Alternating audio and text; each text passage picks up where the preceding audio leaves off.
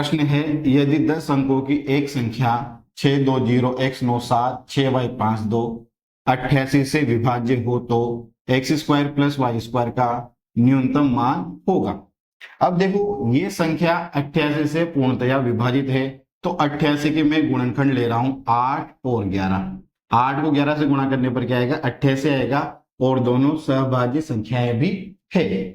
अगर ये संख्या 88 से पूर्णतया विभाजित है तो ये 8 और 11 दोनों से भी पूर्णतया विभाजित होगी। ओके, अब सबसे पहले हम 8 का भाजकता का नियम लगाते हैं। 8 के भाजकता के नियम से यदि किसी संख्या के अंतिम 3 अंकों से बनी संख्या 8 से पूर्णतया विभाजित हो तो वह संख्या भी 8 से पूर्णतया विभाजित होगी। तो यहाँ अंतिम 3 अंक कौन कौन से हैं, y 5 2। अब देखो यहाँ y का मान 0 रखूं मैं तो क्या आंसर आएगा अपना 52। ठीक है, 52 में 8 का भाग नहीं जाता तो यहाँ y का मान 0 नहीं हो सकता। अब मैं यहाँ पर रख रहा हूं y का मान 1 रखने पर बनेगा 152। अब इसको चेक करते हैं क्या ये 8 से विभाजित है क्या। इसमें 8 का भाग लगाएं तो 1 अट्ठे 8, 15 में से 8 को घटाया 7, 7 और 2 72, तो 9 अट्ठे 72। ये संख्या 8 से पूर्णतया विभाजित है, तो यहाँ y का मान 1 रख दूंगा तो ये संख्या भी 8 से पूर्णतया विभाजित हो जाएगी। तो यहाँ पर y का मान कितना होगा, 1 होगा। ओके, y का मान कितना होगा 1। अब y² का मान निकालें तो y² का मान भी कितना हो जाएगा, यहाँ पर 1 हो जाएगा। अब देखो x² के क्या क्या मान हो सकते हैं। अगर x का मान 1 है तो x² का मान क्या होगा 1।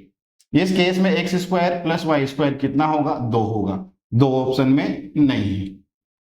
अगर x का मान 2 है तो x² कितना होगा 4। इस केस में x² प्लस y² का मान कितना हो जाएगा, 5 हो जाएगा, और 5 ऑप्शन में नहीं है। अगर x का मान में रखूं 3 तो x² का मान कितना हो जाएगा, 9 हो जाएगा। इस केस में x² plus y², 9 plus 1 plus 9 कितना हो गया 10। तो सही ऑप्शन अपना कौन सा आएगा, ऑप्शन डी आएगा। ओके, अब देखो हम इसको पूरा 11 का भाजकता का नियम लगाकर भी इसको हम सोल्व कर सकते हैं। ओके, तो यहां पर y का मान अपने को 1 मिल ही गया। ठीक है, और यहां पर y का मान कौन सा हो सकता है, y का मान यहां पर 9 भी हो सकता है। अगर y का मान यहाँ 9 होगा तब भी इस संख्या में 8 का भाग पूरी बार जाएगा, लेकिन अपने को कौन सा मान लेना है, न्यूनतम मान। ओके, अब 11 से भाजकता का नियम लगाते हैं। 11 से भाजकता के नियम के अनुसार किसी संख्या में विषम स्थान पर आने वाले अंकों का योग और सम स्थान में आने वाले अंकों का योग का अंतर अगर 11 से विभाजित है तो वो संख्या भी 11 से पूर्णतया विभाजित होती है। अब देखो यहां पर इनकी नंबरिंग कर देते हैं, 1 2 3 4 5 6 7 8 9 10। अब देखो विषम स्थानों पर कौन कौन सी संख्याएं आ रही है। तो देखो विषम स्थान पर आ रहा है अपने पास 6 प्लस 0 प्लस 9 प्लस 6 प्लस 5। तो विषम स्थान पर अंकों का योग कितना हुआ, 6 और 9 15, 6 21, 5 26 हुआ। ओके, अब देखो सम स्थान पर कौन कौन संख्या आ रही है, ये सम स्थान पर आ रही है। तो सम स्थान पर आने वाली संख्याओं का योग कितना है, 2 plus x plus 7 plus y का मान कितना है 1 प्लस 2।